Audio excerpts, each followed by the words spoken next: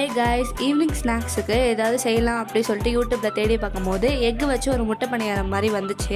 சரி, அதை நம்மளும் ட்ரை பண்ணலாம் அப்படி சொல்லிட்டு அதுக்கு தேவையான வெஜிடபிள்ஸ்லாம் எடுத்து கட் பண்ண ஆரம்பிச்சிட்டோம். ஃபஸ்ட்டு அதுக்கு ஒரு ஆனியன், ஒரு டொமேட்டோ வந்து எடுத்து கட் பண்ணி வச்சுட்டு கேரட் எடுத்து சீவி வச்சிட்டோம். கட் பண்ணி வச்சதெல்லாம் எடுத்து ஓரமாக வச்சுட்டு முட்டையை எடுத்து பவுலில் உடச்சி ஊற்றியாச்சு. அப்புறமா அந்த எக்கில் கொஞ்சோண்டு சால்ட்டு போட்டுட்டு நம்ம சாப் பண்ணி வச்சுருந்தா எல்லாத்தையும் ஆட் பண்ணிக்கிட்டு நல்லா மிக்ஸ் பண்ணியாச்சு. மிக்ஸ் பண்ணதுக்கப்புறம் நாங்கள் சில்லி ஃப்ளெக்ஸ் போட்டோம். உங்கள்கிட்ட சில்லி ஃப்ளெக்ஸ் இருந்தால் போட்டுக்கோங்க, அப்படி இல்லைனா நார்மல் பச்சை மிளகாயே போட்டுக்கலாம். அது போட்டதுக்கப்புறம் நல்லா மிக்ஸ் பண்ணிவிட்டு எடுத்துக்கோங்க. மிக்ஸ் பண்ணி எடுத்ததுக்கப்புறம் ஸ்டவ்வில் வந்து ஒரு கடாய் எடுத்து வச்சுக்கோங்க. எடுத்து வச்சுட்டு அது நல்லா ஹீட் ஆனோன்னா ஆயில் அதில் ஊற்றணும். நான் வந்து பட்டர் போட்டிருக்கேன், நீங்கள் ஆயில் கூட ஊற்றிக்கலாம். பட்டர் நல்லா ஹீட் ஆனோன்னா நம்ம கலக்கி வச்சுருக்க மிக்ஸ் எடுத்து ஊற்றிக்கலாம். ஊற்றிட்டு அதை நல்லா வந்து வேகிற வரையும் நம்ம விட்டுறணும்.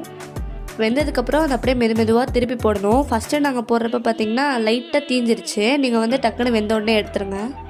அதனால் வெந்ததுக்கப்புறம் அதை எடுத்து பிளேட்டில் வச்சுக்கலாம். பிளேட்டில் எடுத்து வச்சதுக்கப்புறம் அதை நாங்கள் சாஸோடு தான் டேஸ்ட் பண்ணி பார்த்தோம். டேஸ்ட் பண்ணி பார்க்கும்போது சரி வேறு டேஸ்ட்டில் இருக்கும் அப்படின்னு சொல்லி தான் நாங்கள் ட்ரை பண்ணி பார்த்தோம். ஆனால் சாப்பிடும்போது அப்படியே லைட்டாக அந்த ஆம்லேட் டேஸ்ட்டில் தான் இருந்துச்சு. லைட்டாக இல்லை, ஆம்லேட் டேஸ்ட்டில் தான் இருந்துச்சு. ஸோ உங்களுக்கு டைம் இருந்துச்சுன்னா இதை நீங்கள் செஞ்சு பார்க்கலாம். மற்றபடி நீங்கள் நார்மல் ஆம்லேட் போடுறது தான் பெஸ்ட்டு.